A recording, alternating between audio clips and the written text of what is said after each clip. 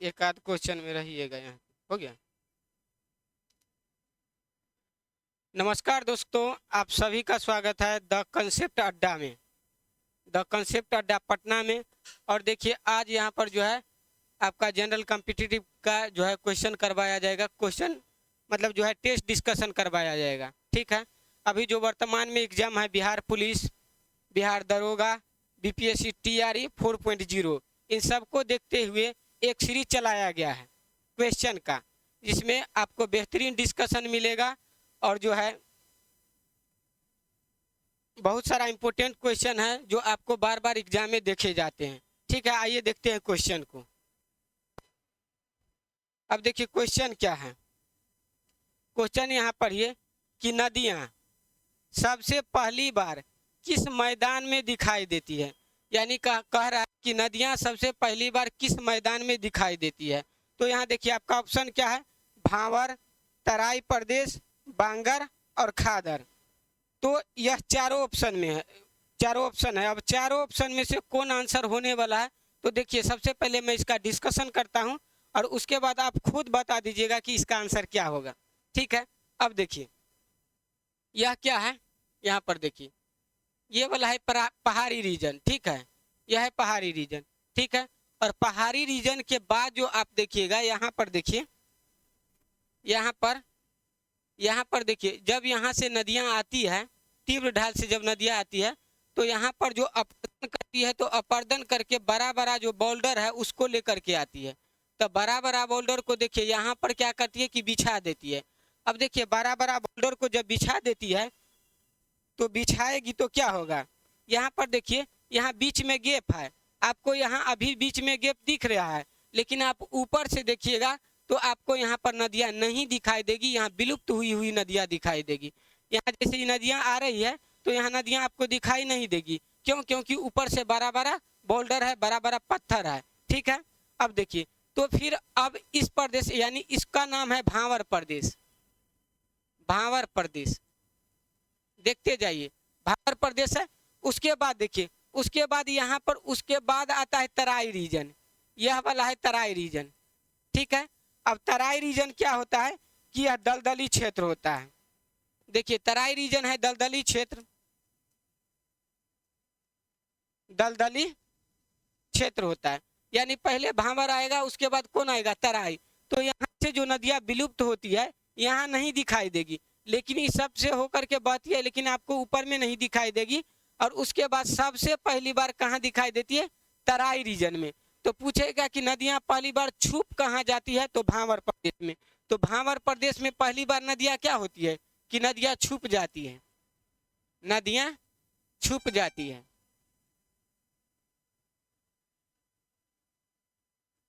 तो दिखाई कहाँ देती है, तो दिखाई देती है तराई प्रदेश में।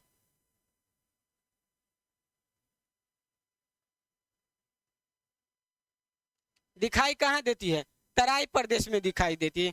अब देखिए तराई प्रदेश के बाद कौन सा प्रदेश आता है दोस्तों, तो तराई प्रदेश के बाद देख लीजिए यहाँ पर ये वाला है बांगर, आपका ये वाला कौन हो जाएगा, बांगर प्रदेश।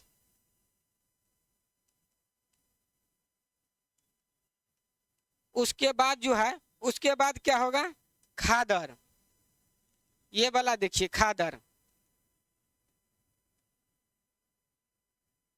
खादर प्रदेश हो जाएगा। अब देखिए खादर प्रदेश हो जाएगा तो अब आपको मैदान का क्रम पूछेगा तो क्या कहिएगा, तो देखिए सबसे पहले क्या हो जाएगा, यह पर्वत हो जाएगा। पर्वत के बाद जो मैदान विकसित होगा कौन होगा, तो भांवर प्रदेश होगा फर्स्ट नंबर में, फर्स्ट नंबर में भांवर हो जाएगा। 2 में क्या हो जाएगा, आपका जो है तराई हो जाएगा। उसके बाद दोस्तों खादर नहीं होगा, बांगर होगा, इस बात को ध्यान में रखिएगा। उसके बाद थर्ड नंबर पर क्या हो जाएगा, बांगर होगा। अब फोर्थ नंबर पर क्या होगा, खादर होगा। तो 4 नंबर पर क्या हो जाएगा, खादर होगा। तो यह आपको सीक्वेंस है। अब सीक्वेंस सजाने के लिए कह देगा तो पहले क्या हो जाएगा, भांवर, उसके बाद तराई, उसके बाद बांगर, उसके बाद खादर।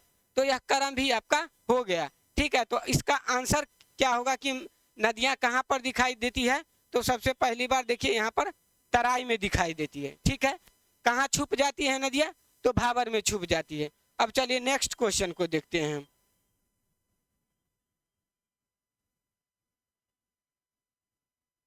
देखिए नेक्स्ट क्वेश्चन को देखते हैं। नेक्स्ट क्वेश्चन क्या है, इसको पढ़िए। नींद की क्रिया को नियंत्रण किस ग्रंथि के द्वारा किया जाता है। अब देखिए यहाँ कहा जाता है कि नींद की क्रिया को किस ग्रंथि के द्वारा नियंत्रण किया जाता है। तो अब बताइए, आप नींद लेते हैं तो अब कभी कभी होता है कि आप समय से सो जाते हैं, आपका टाइम है 5 बजे उठने का, तो 5 बजे आप जग जाते हैं, टाइम पर जग जाते हैं। कैसे? तो उसमें कोई ना कोई ग्रंथि है जो उसको बताता है कि तुमको जो है 5 बजे जगना है, ठीक है। तो इसको नियंत्रण कौन करता है, नींद की क्रिया को। तो देखिए नींद की क्रिया को नियंत्रण करता है, तो यहाँ अब देखिए ऑप्शन में क्या है, पीयूष ग्रंथि, थायराइड ग्रंथि, पीनियल ग्रंथि और एड्रीनल ग्रंथि, ठीक है। तो यहाँ पर आपका आंसर क्या हो जाएगा, तो पीनियल ग्रंथि, पीनियल ग्रंथि, ठीक है। अब देखिए, अब आप मस्तिष्क पढ़िएगा तो मस्तिष्क में पढ़िएगा थैलेमस और हाइपोथैलेमस, ठीक है दोस्तों। क्या पढ़िएगा, थैलेमस, थैलेमस और एक होता है हाइपोथैलेमस, एक होगा थैलेमस और एक होगा हाइपोथैलेमस। अब देखिए यहाँ पर थैलेमस में कौन सा ग्रंथि रहती है, पीयूष ग्रंथि, सॉरी पीनियल, पीनियल ग्रंथि। और हाइपोथैलेमस में कौन ग्रंथि पाई जाती है, तो पीयूष ग्रंथि पाई जाती है। तो हाइपोथैलेमस में कौन सी ग्रंथि पाई जाती है, तो पीयूष ग्रंथि पाई जाती है। और पीनियल ग्रंथि क्या करता है कि नींद की क्रिया को नियंत्रण करता है, नींद की क्रिया को नियंत्रण का नियंत्रण करता है। कौन, तो कौन है, पीनियल ग्रंथि। अच्छा, पीनियल ग्रंथि को क्या कहा जाता है, बायोलॉजिकल क्लॉक भी इसी को कहा जाता है, बायोलॉजिकल क्लॉक।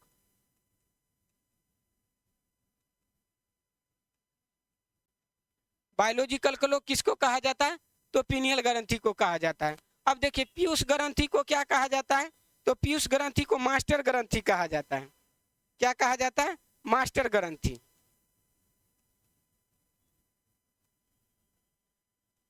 अब आप कहिएगा कि सर मास्टर ग्रंथि क्यों कहा जाता है, कोई तो कोई रीजन होगा। जी रीजन है इसका, इसका रीजन क्या है, तो देखिए यहाँ पीयूष ग्रंथि क्या करता है कि मानव शरीर के निकलने वाले जितने भी अंतःस्रावी हार्मोन होता है, यानी इंडोक्राइन हार्मोन होता है, ठीक है, मतलब अंतःस्रावी ग्रंथि से निकलने वाले जो भी हार्मोन होता है उसको कौन नियंत्रित करता है, पीयूष ग्रंथि। यानी मानव शरीर में जितने भी है अंतःस्रावी ग्रंथि, उससे निकलने वाले हार्मोन को नियंत्रित करता है पीयूष ग्रंथि। इसीलिए इसको क्या कहा जाता है, मास्टर ग्लैंड कहा जाता है। और इसका एक और नाम क्या है, पिट्यूटरी ग्लैंड है, ठीक है, मास्टर ग्लैंड कहा जाता है। तो सभी अंतःस्रावी ग्रंथि से निकलने वाले हार्मोन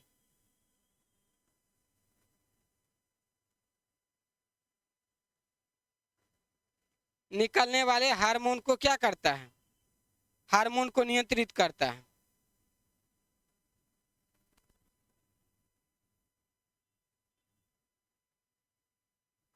हार्मोन को नियंत्रित करता है कौन, पीयूष ग्रंथि। इसलिए इसको क्या कहा जाता है, मास्टर ग्लैंड भी कहा जाता है। अब देखिए एक अपवाद है पैराथायराइड, यानी पैराथायराइड ग्रंथि से निकलने वाले हार्मोन पर क्या होता है, पीयूष ग्रंथि का नियंत्रण नहीं रहता है। तो अपवाद में आप लिखिए, लिखना चाहिएगा। तो अपवाद में कौन हो जाएगा, तो अपवाद में हो जाएगा पैराथायराइड, यानी परावटु ग्रंथि, ठीक है, यह हो गया। तो आपका यहाँ तो पीनियल ग्रंथि आंसर था। अब देखिए थायराइड ग्रंथि, थायराइड ग्रंथि क्या है, पूछेगा आपको कि मानव शरीर की सबसे बड़ी अंतःस्रावी ग्रंथि यानी इंडोक्राइन ग्लैंड लार्जेस्ट कौन हो जाएगा, तो थायराइड ग्रंथि हो जाएगा। तो मानव शरीर की सबसे बड़ी अंतःस्रावी ग्रंथि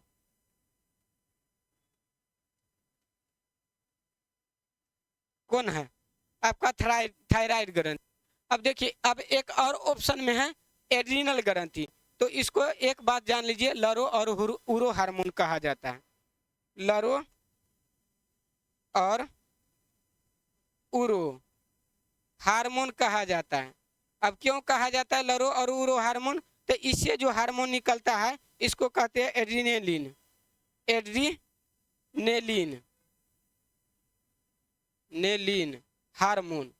तो एड्रीनेलिन हार्मोन निकलता है इससे इसीलिए एड्रीनेलिन हार्मोन को क्या कहा जाता है? लरो और उरो हार्मोन। ठीक है, अब देखिए अगला क्वेश्चन को देखते हैं। सब आप लोग नोट करते जाइएगा, ठीक है, जितना भी डिस्कशन लिखवाते हैं। अब देखिए क्वेश्चन क्या है, निम्नलिखित में से ऋग्वेद का उपवेद कौन सा है? ठीक है, अब देखिए ऋग्वेद का उपवेद आपको पूछ दिया है। क्या है? उपवेद। उपवेद अलग है, ब्राह्मण ग्रंथ अलग है, इस बात को ध्यान में रखिएगा। अब देखिए यहाँ कह रहा है धनुर्वेद, यहाँ कह रहा है आयुर्वेद, यहाँ कह रहा है शिल्प वेद, यहाँ कह रहा है गंधर्व वेद। तो आपका ऑप्शन क्या होगा? आयुर्वेद। अब बताइए ऋग्वेद क्या है? प्राचीन ग्रंथ है ना, प्राचीन ग्रंथ, प्राचीन वेद है, प्राचीन वेद। अच्छा, प्राचीन वेद है ऋग्वेद। अब यदि आप उपचार में जाइएगा तो प्राचीन उपचार क्या है? आयुर्वेद है। कहता है ना कि आयुर्वेद यानी जड़ी बूटी वाला, वह क्या है? प्राचीन उपचार है। प्राचीन काल के लोग क्या करता था? उसी से आयुर्वेद से ही अपना इलाज करता था। तो अब देखिए आयुर्वेद, इसी तरह आप याद करिएगा तब होगा याद आयुर्वेद। तो इसीलिए इसका आंसर आयुर्वेद होगा। अच्छा, आयुर्वेद का जो है, इसका जो उपवेद है आयुर्वेद, इसका रचनाकार कौन है? तो इसका रचनाकार है आपका, क्वेश्चन पूछेगा इसका रचनाकार, तो धन्वंतरी है। धन्वंतरी, आयुर्वेद का रचनाकार धन्वंतरी। उपवेद किसका? ऋग्वेद का। अब देखिए धनुर्वेद है, तो धनुर्वेद है तो इसका उपवेद क्या होता है? तो इसका उपवेद है, धनुर्वेद किसका उपवेद है? तो यजुर्वेद का उपवेद है, यजुर्वेद का उपवेद है। अब धनुर्वेद का रचना कौन किया? तो धनुर्वेद का रचना किया, देखिए धनुष से, तो धनुष बाण कौन चलाता था? विश्वामित्र।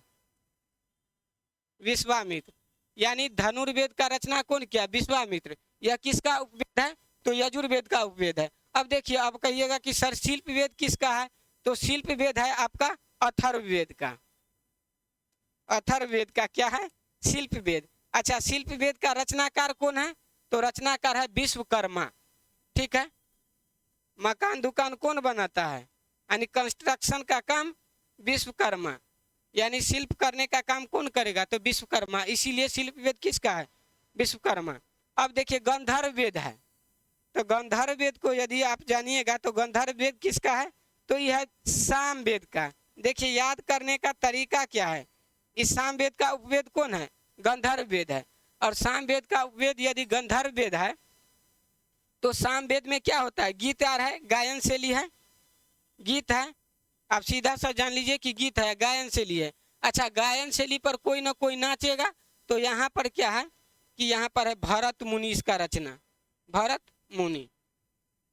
ठीक है, गंधर्व वेद का रचना की कौन किया? तो भरत मुनि। ठीक है, अब यह सब आपका डिस्कशन हुआ। ठीक है, अब अगला क्वेश्चन को देखते हैं। सब डिस्कशन आपको लिखना है। चौथा क्वेश्चन देखिए। अब देखिए चौथा क्वेश्चन में क्या है कि जी का मान सबसे क्या कह रहा है? कम कहाँ पर होता है, यानी जी का मान सबसे कम कह रहा है कहाँ पर होता है। ठीक है, अब देखिए ऑप्शन क्या है? विषुवत रेखा पर। ठीक है, अब देखिए उत्तरी ध्रुव पर, कर्क रेखा पर, या दक्षिणी ध्रुव पर। तो आपका ऑप्शन क्या होगा उसको देखते हैं यहाँ पर। ठीक है, अब देखिए डिस्कशन में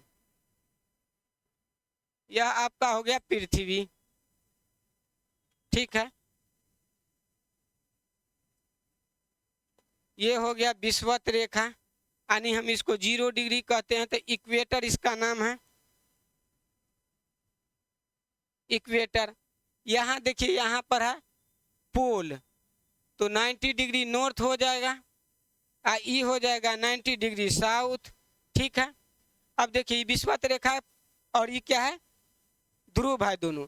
अब यहाँ पर देखिए यहाँ पर क्या है? कर्क रेखा है 23.5 डिग्री, तो 23.5 डिग्री नॉर्थ है। कर्क रेखा 23.5 डिग्री साउथ है, तो 23.5 डिग्री साउथ क्या है? मकर रेखा। तो ये है मकर रेखा, तो हम सीधा मकर लिख देते हैं। इसको हम सीधा कर्क लिख देते हैं। ठीक है, अब देखिए, अब जी का मान कहाँ पर ज्यादा होगा दोस्तों? तो जी का मान ज्यादा होगा आपका कहाँ पर? ध्रुव पर। अब कहिएगा जी का मान यहाँ अधिकतम, जी का मान क्या होगा? अधिकतम होगा। लेकिन विषुवत रेखा पर क्या होगा? तो यहाँ पर जी का मान न्यूनतम होगा, यानी सबसे कम होगा। अब कहिएगा कि जी का मान सर यहाँ पर सबसे कम होगा कैसे है, यहाँ पर सबसे ज्यादा कैसे होगा? तो देखिए, सबसे ज्यादा यहाँ पर त्रिज्या पर निर्भर करता है। यहाँ इसका देखिए, इसका रेडियस क्या है? कम है, और इसका रेडियस क्या है? ज्यादा है। तो जहाँ जिसका ज्यादा रेडियस, ठीक है, वहां पर क्या होगा? जी का मान कम होगा, न्यूनतम होगा। और जहाँ रेडियस कम होगा वहां पर जी का मान क्या होगा? अधिकतम होगा। तो अब बताइए, यहाँ पर जी का मान जो है सबसे कम कहाँ होगा, सबसे बड़ा रेडियस कहाँ है? तो विषुवत रेखा से बड़ा रेडियस तो कहीं पर होगा नहीं। ठीक है, तो विषुवत रेखा पर क्या होगा? जी का मान सबसे कम होगा। तो आपका आंसर क्या होगा यहाँ पर? अच्छा, अब कहिएगा कि सबसे ज्यादा कहाँ पर होगा? तो देखिए, यहाँ इसका ध्रुव का त्रिज्या क्या है? कम है। यहाँ पर भी ध्रुव का त्रिज्या कम है, तो ध्रुव पर क्या होगा? सबसे ज्यादा होगा जी का मान। तो ध्रुव पर क्या होगा? अधिक होगा जी का मान। ठीक है, तो इसको ध्यान में रखिएगा। ठीक, तो अब अगला क्वेश्चन को देखते हैं।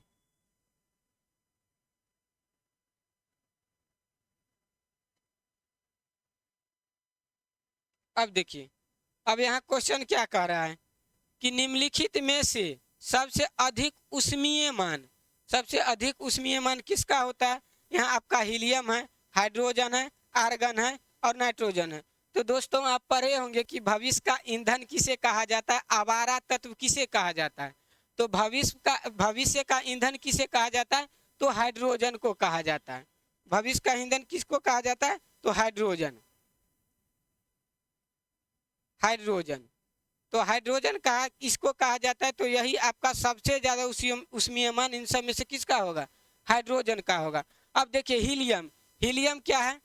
सबसे हल्की, सबसे हल्की अक्रिय गैस है, अक्रिय गैस। ऐसे पूछ देगा सबसे हल्की गैस, तो हाइड्रोजन होगा सबसे हल्की गैस। तो सबसे हल्की गैस कौन हो जाएगा? हाइड्रोजन। अक्रिय गैस में कौन हो जाएगा?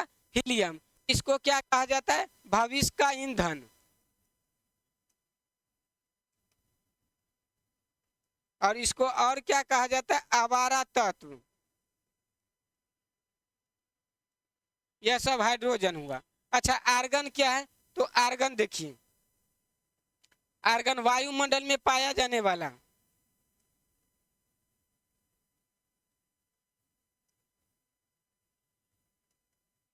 पाया जाने वाला अधिकतम अक्रिय गैस है। यानी कौन अक्रिय गैस वायुमंडल में अधिकतम पाया जाता है? तो आपका आर्गन हो जाएगा। अच्छा, इलेक्ट्रिक बल्ब में कौन सा गैस भरा जाता है? तो आर्गन भरा जाता है। ठीक है, उसके बाद देखिए नाइट्रोजन, तो वायुमंडल में सबसे अधिक, वायुमंडल में सबसे अधिक, सबसे अधिक पाया जाने वाला,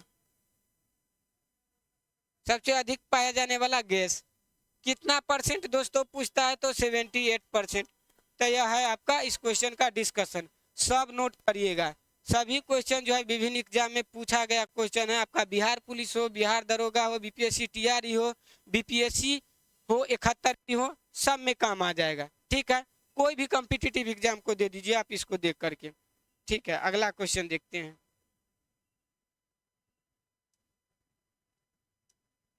अब देखिए इकोनॉमिक्स आ गया। अब आप इकोनॉमिक्स को देख करके डरते हैं, लेकिन देखिए इकोनॉमिक्स कैसे सोल्व होगा।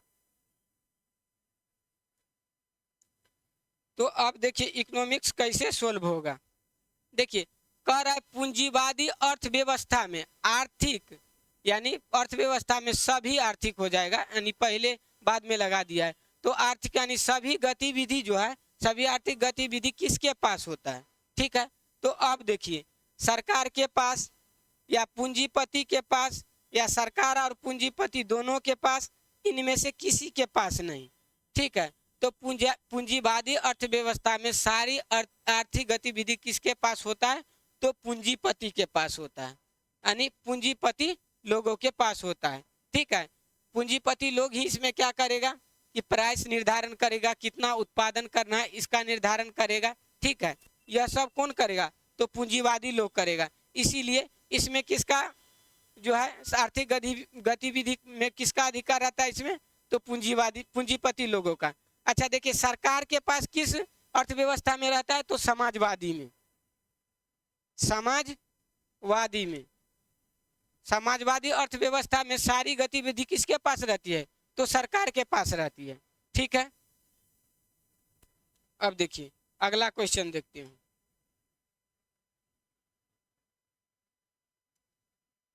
अब देखिए यहाँ आप एनिमल किंगडम से क्वेश्चन है, तो बताइए परवाल निम्नलिखित में से किस संघ का जंतु है? परवाल के बारे में पूछ रहा है, इंग्लिश में कहे तो कोरल। ठीक है, तो कोरल, देखिए कोरल किसका जंतु है? तो सिलेंट्रेटा संघ का जंतु है। ठीक है, यह उष्णकटिबंधीय क्षेत्र में आपको कोरल दिखाई देगा। ठीक है, अब सबसे पहले देखिए परवाल को देखते हैं। ठीक है, परवाल यानी परवाल। अब देखिए परवाल, परवाल क्या है? तो आप समझ रहे हैं कि सिलेंट्रेटा संघ का जंतु है। देखिए इसका खोल, इसका खोल किसका बना रहता है? खोल CaCO3 यानी कैल्शियम कार्बोनेट का खोल बना रहता है। अच्छा, खोल क्या होता है इसका? जल में अघुलनशील रहता है, जल में अघुलनशील। जल में क्या होता है? अघुलनशील होता है। तो अघुलनशील होता है यानी यह घुलेगा नहीं। उसके बाद देखिए परवाल कैसा जंतु है? अचल जंतु है। अचल यानी यह क्या करेगा? मूवमेंट नहीं करेगा। मूवमेंट क्या करता है? नहीं करता है। तो अब मूवमेंट नहीं करेगा तो इसका मतलब है क्या? एक ही जगह पर रहेगा, और एक ही जगह पर रहेगा तो मरेगा भी, और मरेगा तो इसका खोल किसका बना है? तो कैल्शियम कार्बोनेट का बना है। यानी सब कैल्शियम कार्बोनेट क्या हो जाएगा? एक ही जगह क्या होगा? इकट्ठा होगा, क्योंकि परवाल तो कहीं मूवमेंट करता नहीं है। और यही क्या करता है कि यह द्वीप का निर्माण कर लेता है, एक द्वीप का निर्माण कर लेता है। और यही द्वीप तो है आपका क्या? लक्षद्वीप। भारत में यही द्वीप है क्या? लक्षद्वीप। तो देखिए यह परवाल का जो है आपका क्या है? द्वीप है। अब देखिए इसमें ऑर्थोपोडा, ऑर्थोपोडा क्या है? जंतु जगत का सबसे बड़ा संघ है।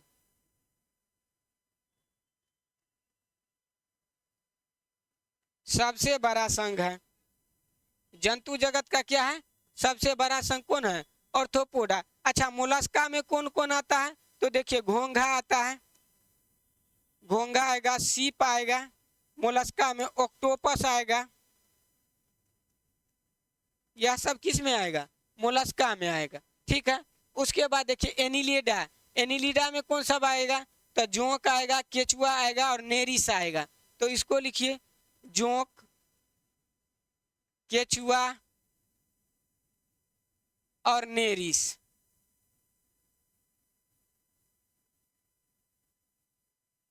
तो अब जाइए इसको पढ़ के कोई एग्जाम में।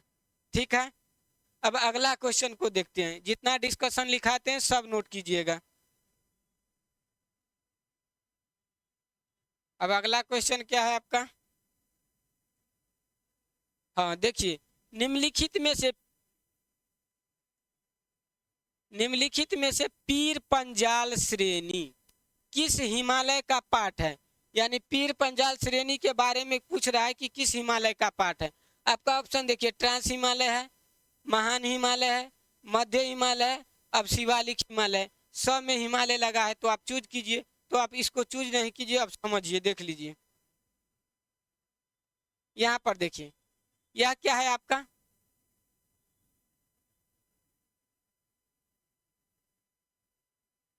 बस थोड़ा सा आप मेहनत कर लीजिए, इधर तो बना ही नहीं।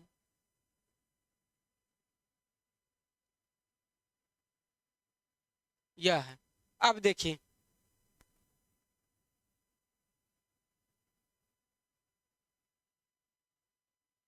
अब देखिए यह क्या है?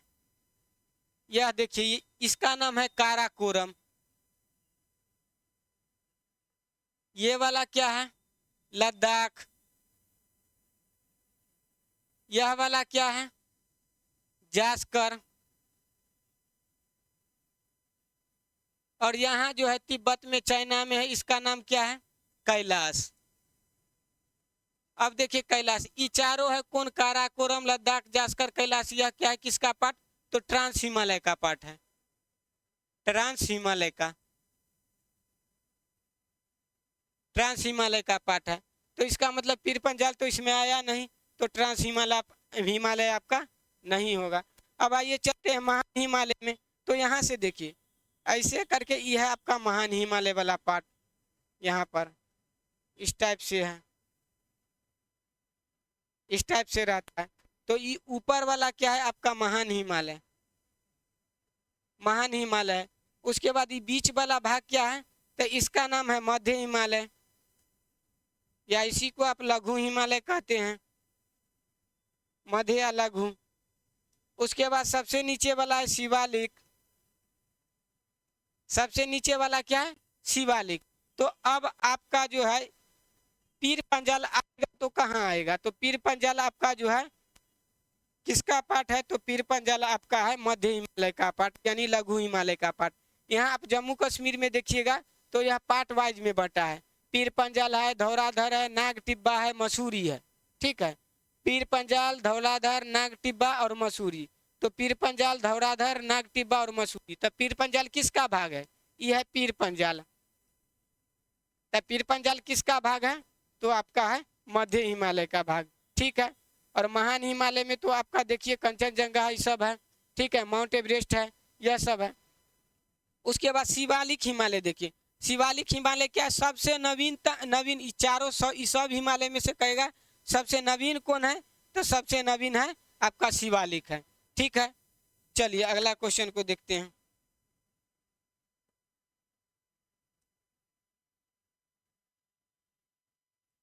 अगला क्वेश्चन देखिए, अगला क्वेश्चन क्या कर रहा है कि प्रांतों में द्वैत शासन निम्नलिखित में से किस अधिनियम के द्वारा लगाया गया?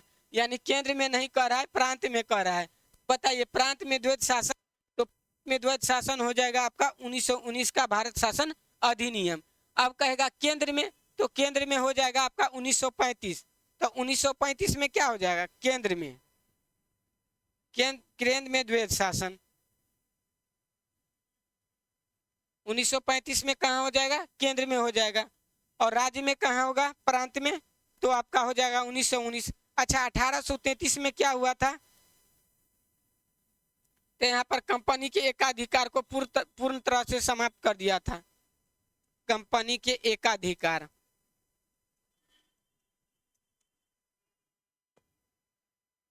को पूरी तरह से समाप्त,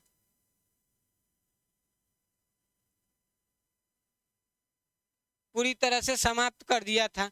ठीक है, उसके बाद देखिए, उसके बाद यहाँ कहता है कि जो 1813, तो 1813 क्या हुआ था कि चीन और चाय के व्यापार को छोड़कर,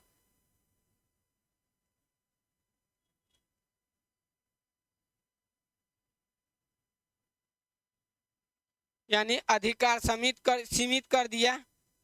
किसका? तो कंपनी का, ईस्ट इंडिया कंपनी का अधिकार सीमित कर दिया। किसका किसका रहा? तो चीन और चाय के व्यापार का अधिकार क्या हुआ कि यहाँ पर रहा।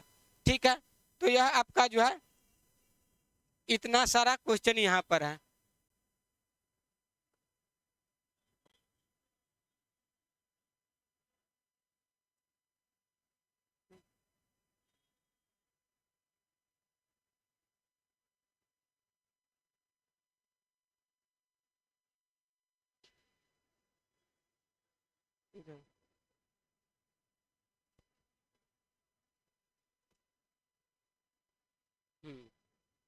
ठीक है, अब देखिए अगला क्वेश्चन क्या है। अगला क्वेश्चन है कि प्रस्तावना की भाषा किस देश के संविधान से लिया गया है? तो प्रस्तावना की भाषा किस देश के संविधान से लिया गया? तो देखिए आपका फर्स्ट ऑप्शन अमेरिका है, जबकि अमेरिका नहीं होगा, यह फंसाने के लिए दिया है। तो अमेरिका से क्या है? सिर्फ प्रस्तावना, प्रस्तावना कहाँ से लिया गया है? तो अमेरिका से। लेकिन अब देखिए प्रस्तावना की भाषा कहेगा तो आपका ऑस्ट्रेलिया से हो जाएगा। समवर्ती सूची कहेगा तो ऑस्ट्रेलिया, समवर्ती सूची कहेगा तो ऑस्ट्रेलिया।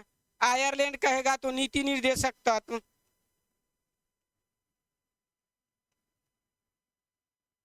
नीति निर्देशक तत्व कहाँ से लिया गया?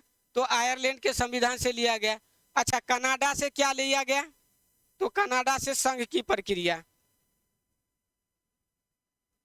संघ की प्रक्रिया कहाँ से लिया गया? तो कनाडा से लिया गया।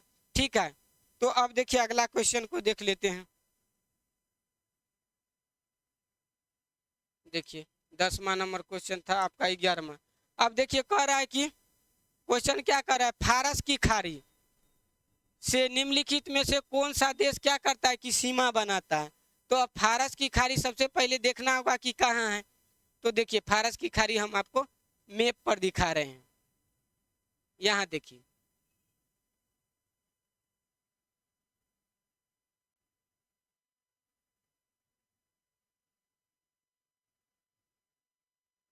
यह है इंडिया। यह देखिए यह है अरब प्रायद्वीप, अरब प्रायद्वीप है। यहाँ देखिए ये वाला जो है, ये वाला है लाल सागर। यहाँ पर ये वाला जो है, यही वाला है आपका फारस की खाड़ी। फारस की खाड़ी है, यह फारस की खाड़ी आपका। ठीक है, अब देखिए यहाँ पर क्या है, यहाँ पर देखिए यूएई है, यूएई। ठीक है, उसके बाद यहाँ पर है कतर। यहाँ पर देखिए यहाँ पर बहरीन है।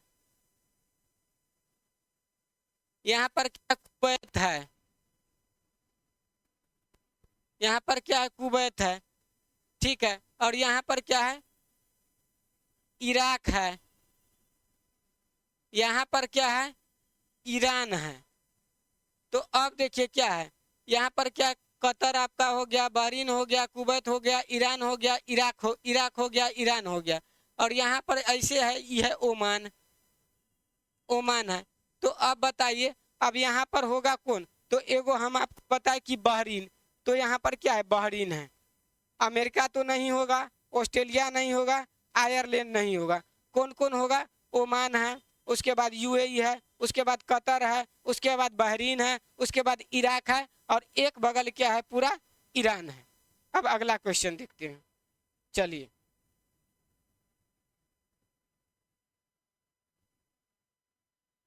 अब आपका है लास्ट क्वेश्चन। देखिए लास्ट क्वेश्चन क्या है कि बांग्लादेश से भारत का कौन सा राज्य सीमा नहीं बनाता है? ठीक है, बांग्लादेश से भारत का कौन सा राज्य सीमा नहीं बनाता है? तो सबसे पहले आपको मैप आना चाहिए, मैप आएगा तभी आप इसको क्या करिएगा कि बना पाइएगा। तो यहाँ पर देखिए,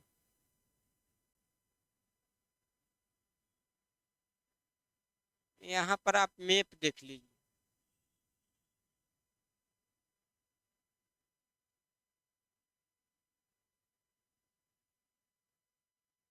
यहाँ पर देखिए मैप है। अब देखिए ये वाला पार्ट जो यहाँ से लेकर के ऐसे है आपका यहाँ तक, यह है अरुणाचल प्रदेश, इस टाइप से है, यह अरुणाचल प्रदेश है। ठीक है, अब देखिए यहाँ पर क्या है, इस टाइप से है। यहाँ पर क्या है, ये तो अरुणाचल प्रदेश हो गया, या ये है नागालैंड, नागालैंड।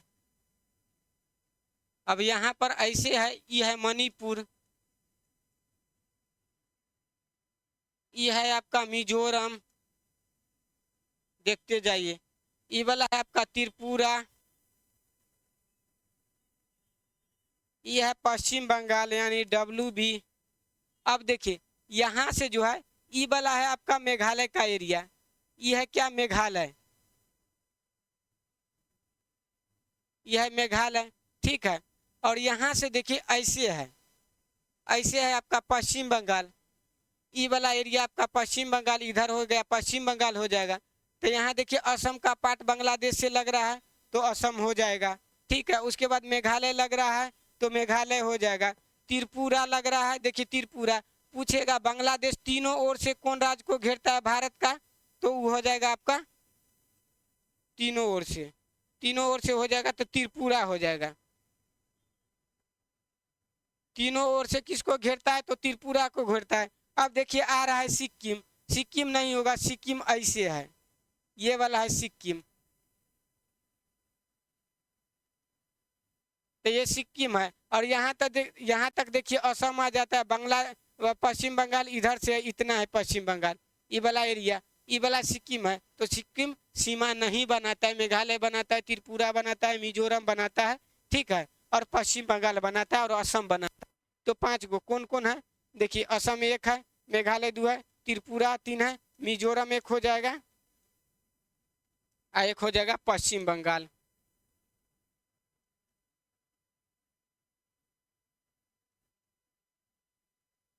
तो यह सब हो जाएगा कि आपका सीमा बनाता है, और कौन हो जाएगा, सिक्किम नहीं बनाता है। तो यही आपका क्या हो जाएगा, आंसर हो जाएगा। चलिए आज इतना ही क्वेश्चन था, ठीक है।